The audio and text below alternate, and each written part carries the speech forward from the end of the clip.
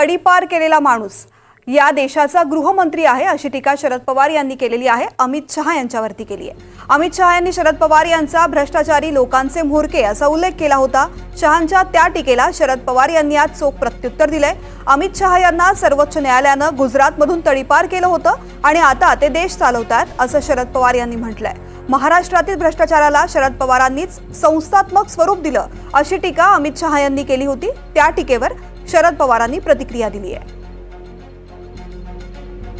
में मत आइए, वो सर्कुलर कर गए थे 10 साल में 1 किलो दूध का पाउडर इंपोर्ट नहीं किया है नरेंद्र मोदी सरकार ने, और अगले 5 साल तक 1 ग्राम भी दूध का पाउडर इंपोर्ट नहीं होगा.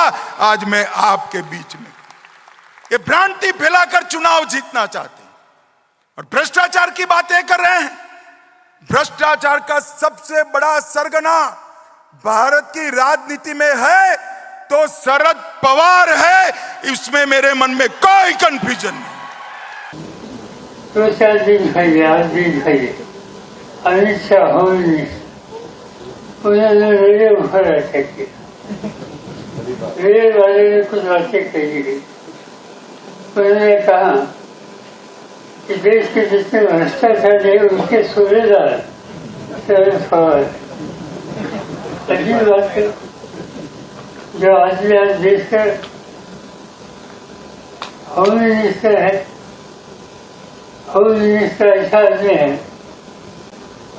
कि जब तो गुजरात में थे वहाँ कानून का गलत इस्तेमाल किया.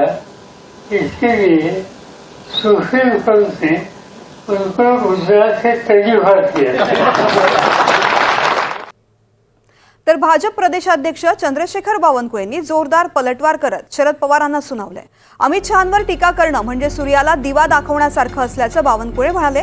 तर त्यावर उत्तर देताना हा दिवा आम्ही महाराष्ट्रातल्या तुरुंगात पाहिलाय असा खोचक टोला पवारांनी लगावला.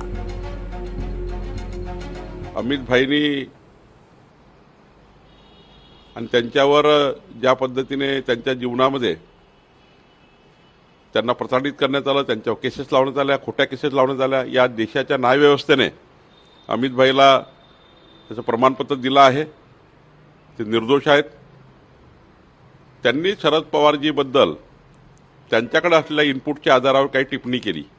आणि हे तर माहिती आहे महाराष्ट्राला की सत्तेपासून पैसा आणि पैशापासून सत्ता हे ज्यांचं धोरण 40 वर्षापासून राहिलं आहे, जे भ्रष्टाचारात बरबटलेले आहेत, जे संस्थानिक आहेत, आणि त्यांच्याबद्दल एखादी टिप्पणी केल्यावर अमित भाई विरुद्ध ज्या पद्धतीने ते आकांड तांडव करतायत,